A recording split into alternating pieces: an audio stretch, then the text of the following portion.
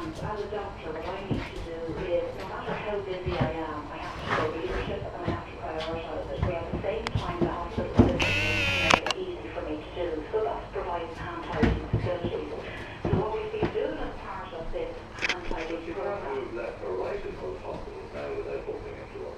Well, with the alcohol hand gel, yeah, and that's part of the work, and that's what we've done. It's part of getting things right, is making it easy for people to do the right thing. So we have lots of alcohol hand gels in addition to the hand sinks.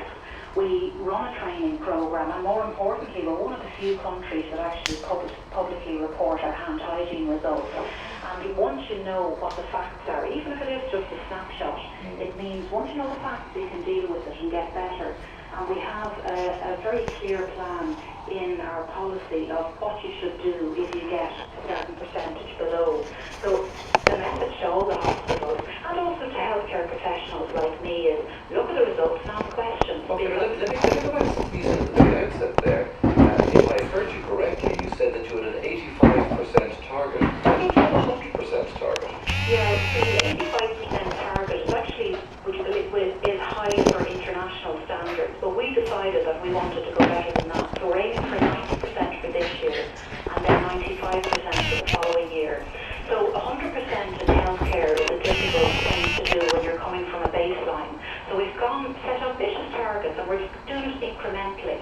Because if you need to make things better, you need to have very clear ways, a clear plan of getting there, and you do that bit by bit.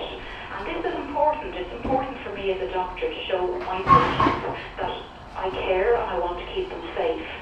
And this, I suppose for the listeners, this isn't about dirty hands per se, it's about decontaminating hands with the alcohol hand rub. So it's not a dirty hand, it's a clean hand we want to make cleaner. And there's 5 times as a doctor I need to clean my hands. So I suppose the message is that we have got better, we've a long way to go. As a doctor, I need to show... Finally, on that question, how much better have you got? What were you moving off a baseline of when you first started quantifying this? Well, as doctors, we were at 60%, we're now at 70%, and myself and my colleagues, we need to get as good as all the other healthcare professionals. A lot done, more to do. Absolutely. Phrase. Okay, thank you very much for that. I'm not going to give you your title again, we'll just say Dr. Fidelma Fitzpatrick, thank you very much for joining us. Coming up after the break, we have already heard what foreign correspondents think of this government 2 years into its lifetime. What, though, do our own local representatives think of the government or the coalition on its 2nd anniversary?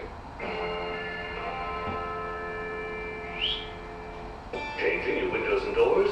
Contact Munster Joinery, Ireland's largest window and door manufacturer. Munster Joinery has been in business for 40 years and offers a huge range in UPVC, timber, aluminium or aluclad, all manufactured here in Ireland. Our passive PVC and aluclad ranges are the first Irish manufactured windows to achieve Passive House certification. Our passive range offers U values as low as 0.47, making them up to 4 times more efficient than standard double-glazed windows, saving you thousands in energy costs. Visit our showroom at Ballymount Cross, Dublin. Call us on 064 775 1151 or online at munsterjoinery.ie. Munster Joinery, the professionals you can trust. Each year in Ireland, 13,000 people will acquire a brain injury. I'm Mario Rosenstock and I'm baking for brain injury this March, supporting Acquired Brain Injury Ireland's fundraising campaign. Bake a difference from March 11th to 17th. Host a bake sale or coffee morning at home, work or college, raising much needed funds for a worthy cause. A brain injury could happen to any of us, anytime and anywhere. Sign up today at bakeforbraininjury.ie or call 01 280 4164. Help rebuild a life that has been shattered by the trauma of brain injury. Ireland's Six Nations journey continues this Saturday as France visit Dublin. It promises to be a game to remember as both sides look to regain much-needed pride. Kick-off is at 5 and you won't miss a second of the action. Saturday Sport carries all the build-up and full live commentary this Saturday on RTE Radio 1. Drive Time on RTE Radio 1, sponsored by Danske Bank, guiding you towards the right financial decisions wherever you are. So as we were saying, the coalition is marking its 2nd birthday. How do local politicians evaluate the performance of the government over the last 2 years? Francis Shanahan has been getting the views of local representatives from Galway City and County. I'm joined in studio by 4 local councillors. Colette Connolly is a member of Galway City Council. She's from the Labour Party.